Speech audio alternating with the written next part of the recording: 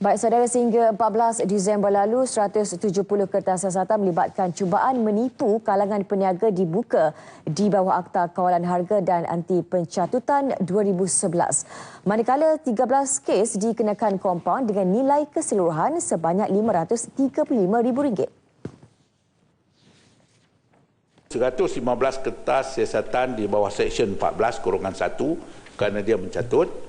Dan yang kedua, 49 kertas siasatan di bawah Seksyen 2-5 kerana enggan atau gagal memberi maklumat, maklum balas apabila notis telah kita keluarkan. Dan yang ketiganya, 6 kertas siasatan di bawah Seksyen 53A kerana tidak menyimpan rekod.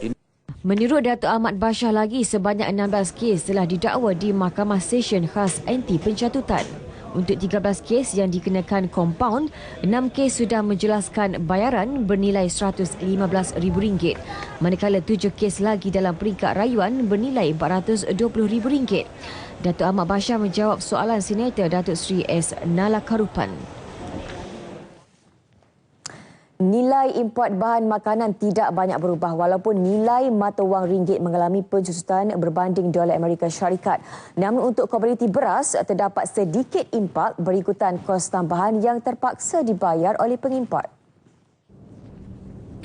Berhubung nilai import makanan 2015 menurut Timbalan Menteri Pertanian dan Industri Asas Tani Datuk Seri Tajuddin Abdul Rahman, kementeriannya belum mendapat maklumat lengkap mengenainya. Penyusutan ringgit Malaysia akibat daripada pertukaran wang asing atau exchange rate yang telah berubah sebanyak hampir 30% sejak daripada tahun 2014 sehingga hari ini, daripada 3.3 ringgit Malaysia 1 USD kepada hari ini 4.3 USD.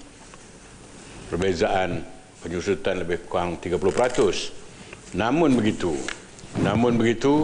bekalan makanan utama dalam negara tidak terjejas. Datuk Seri Tajuddin menjawab soalan asal Senator Wilfred Yong Hsien Loong. Beras yang Kira-kira 90% daripada 5,534 graduan Institut Latihan Jabatan Tenaga Manusia ILJTM sudah bekerja dan ada antaranya telah menyambung pengajian. Ini berdasarkan maklum balas yang diterima daripada graduan melalui sistem dalam talian e-kajian pengesanan atau kebolehkerjaan. Timbalan Menteri Sumber Manusia Datuk Ismail Abdul Muttalib berkata, kalangan graduan berkenaan ada yang bergaji melebihi RM5,000 sebulan dan memegang jawatan tinggi dalam industri. Kejadian itu jelas hasil usaha kementerian menerusi Jabatan Tenaga Kerja yang menawarkan peluang kedua untuk belia yang gagal melanjutkan pengajian ke institusi pengajian tinggi awam atau swasta.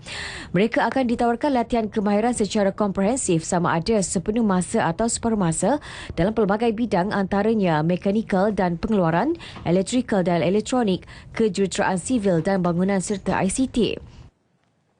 Dalam tempoh rancangan Malaysia ke-10 antara tahun 2011 hingga 2014, ramai 24,980 pelatih telah dikeluarkan oleh Institut Latihan Tenaga Manusia, Kementerian Sumber Manusia. 2014, ILTJM telah mencapai sasaran dengan melahirkan seramai 6,113 orang pelatih sepenuh masa. Manakala bagi latihan jangka pendek iaitu modular dan customized, ILTJM telah berjaya mencapai sasaran dengan melatih seramai 37,653 pekerja industri bagi meningkatkan kemahiran mereka. Datuk Ismail menjawab soalan Senator Azizah Harun. Projek Lebuh Raya Pesisir Pantai Melaka sudah diluluskan dalam Senarai Projek Rancangan Malaysia ke-11 di bawah Kementerian Kerja Raya. Kajian kemungkinan projek juga telah siap dengan kos anggaran mencecah RM1.1 bilion. Menurut Timbalan Menteri Kerja Raya Datuk Rosnah Abdul Rashid Shirlin, pembinaan lebuh raya itu akan bermula pada awal 2016. Tempoh agak panjang diperlukan untuk proses pengambilan tanah, penyiasatan kesesuaian tanah dan kerja ukur dilakukan. Berdasarkan kajian tersebut, skop projek ini melibatkan cadangan menaik taraf jalan sedia ada kepada 4 lorong 2 hala atau dual carriageway dengan izin sepanjang 50 km. Projek ini akan melibatkan laluan dari Kuala Linggi ke Masjid Tanah, ke Sungai Udang, ke Klebang, ke Limbongan, ke Jalan Pantai, seterusnya ke Jambatan Said Abdul Aziz, ke Alai dan seterusnya Teluk Emas di Melaka. Berdasarkan kajian kemungkinan tersebut, anggaran kos projek ini ialah sebanyak 1.1 bilion. Untuk makluman ahli, Lebuh Raya Pesisir Pantai Melaka akan menghubungkan Selangor, Negeri Sembilan, Melaka dan Johor selain dapat mengurangkan kesesakan lalu lintas di Bandaraya Melaka dan laluan utama masuk ke negeri tersebut. Datuk Rosnah menjawab soalan Senator Koh Chin Han. Teknologi hybrid solar tetap akan digunakan sebagai salah satu kaedah penyaluran tenaga elektrik di kawasan pedalaman, khususnya di Sabah dan Sarawak meskipun kosnya yang tinggi. Namun pembakalan elektrik melalui solar itu hanya melibatkan kawasan yang tidak dapat menggunakan kaedah mikrohidro. Jadi sistem solar hybrid ni memang kita guna pakai dan sekarang pun ada program di Sabah dan di Sarawak, di jauh di pedalaman, termasuk di kawasan saya di Kapit. Sistem solar ini sudah mula digunakan dan di ada sekadar tempat kita gunakan sebagai perintis dulu sebab sistem solar ini agak mahal juga. Jadi kita nak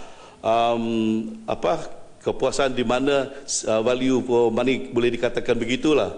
Akan tetapi sesungguhnya memang mahal. Walaupun begitu mahal, kita gunakan untuk mereka yang duduk jauh di luar bandar, yang talian grid ini sudah pasti tidak akan sampai dan mungkin di kawasan itu juga kita tidak dapat menggunakan microhydro dan kita gunakan sistem solar ini. Dalam RMK, 10 bekalan elektrik luar bandar di Sabah sudah mencapai 95% melibatkan lebih 38,000 buah rumah. Beliau menjawab soalan tambahan Senator Datuk Muhammad Salim Sharif.